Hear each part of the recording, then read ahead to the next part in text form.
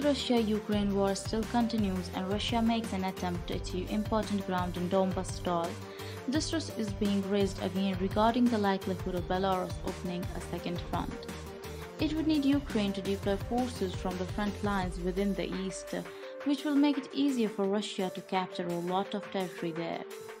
This risk currently seems heightened within the context of Lithuanian ban on the transit of fuel products from Russia through Belarus and Lithuania to the Russian exclave of Kaliningrad.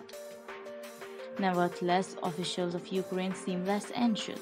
The President Zelensky, in an interview on June 6, deemed the danger of an invasion from Belarus least. Zelensky's chief of staff and the secretary of Ukraine's National Security and Defense Council have the same view on this. Belarusian and Ukrainian military and security specialists conjointly assess the likelihood of the Republic of Belarus getting into the war against country as minuscule.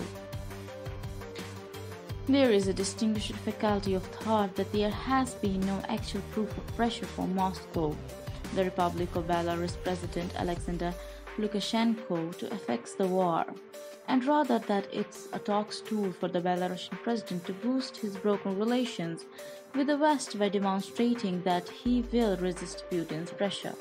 From May to June 2022, there has been a rise in military activities on the Belarus-Ukraine border. Russia has deployed S-400 Pantsir and Iskander missile systems in the region. Lukashenko has reportedly determined to make a southern command and expand the country's soldiers to 80,000 from its current strength of 65,000. Belarus has conjointly commanded many military exercises, maybe most worryingly. Lukashenko hinted that his forces may need to fight for western Ukraine so that it's not cut off by the West. It is somewhat similar to the situation in March, when similar considerations were raised that Belarus may be part of the Russian aggression against Ukraine. It failed to happen then, but now chances of it happening has increased too much. First, there are important variations on the field. Back in March, Russian troops were still sieging Kyiv. Since then, they have been redeployed in Donbas. Ukrainian forces have launched a productive counteroffensive around urban centers within the north and Kherson and Zaporozhye within the south. And simultaneously, Russia has created progressive and vital gains in Donbas. Secondly, Western support for Ukraine has any multiplied. Sanctions against Russia are extended, and also the European Commission has counseled that Ukraine must run official candidate status for EU membership. Furthermore, whereas Kyiv's Western allies recognize that the war in Ukraine might presumably last for years, the Ukrainian determination to win seems stronger than ever. Formal negotiations with Russia are suspended since the talk of good and area unit unlikely to resume till the end of the summer. Not everything is evolved though. Public belief in Belarus remains firmly against the war with Ukraine. Moreover, 40% of Belarusians don't support Russia's war compared to 32% who do. Whereas around half those questioned see predominantly negative consequences of the war for Belarus and for themselves. The Belarusian military and security services also are awake to the determined and skilled resistance that Ukrainian forces have placed up against Russia, thus the risks that they would therefore be running if they enter the war against Ukraine.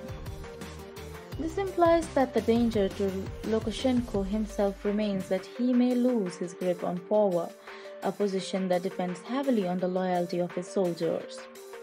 On the other hand, Putin's command of Belarus is near complete. This can be a result of worsening relations between Belarus and the West, particularly since the quelling of protesters when they opposed presidential elections in August 2020. The hijacking of a Ryanair flight so as to detain a dissident journalist, Roman Protasevich, and also the 2021 migrant crisis throughout that Lukashenko tried to pressure the West to raise sanctions obligatory on his illegitimate regime. The ensuing leverage that the Kremlin has could merely leave Belarusian president with only a few choices: if Putin decides that the sole pathway to success for him in his war in country is through Belarus. This needn't imply a complete invasion by a Belarusian army into Ukraine. However, it might involve a gradual escalation, a lot of military exercises at the border, false flag operations, incursions by special forces, and missile attacks from Belarusian territory on the Ukrainian capital and major population centers. Belarus might threaten Western provide lines, particularly on the Ukrainian-Polish border. At a minimum, this might cause any destruction in Ukraine and presumably bind Ukrainian forces, which means they are drawn aloof from what's presently the most arena of operations in Donbass. While not constituting the worst-case state of affairs of Belarus really change of integrity in active combat operations, even such a gradual step up would be dangerous news. It would complicate the military state of affairs for country. Belarus too would possibly be dragged deeper and deeper into the war that has become a lot of a realistic chance, with Russia threatening return over Lithuania's call to align sanctioned product from getting into Kaliningrad via rail from Belarus. Ultimately, Belarus might not get on the verge of being plunged into war, quite as its choice to avoid such a disaster are reducing. So guys, this was for today. Give us your thoughts on this in the comment section, and if you appreciate our content, please hit the like button and subscribe to our channel. Share this video with your family and friends. We will meet soon in a new video. Thank you. Jai Hind.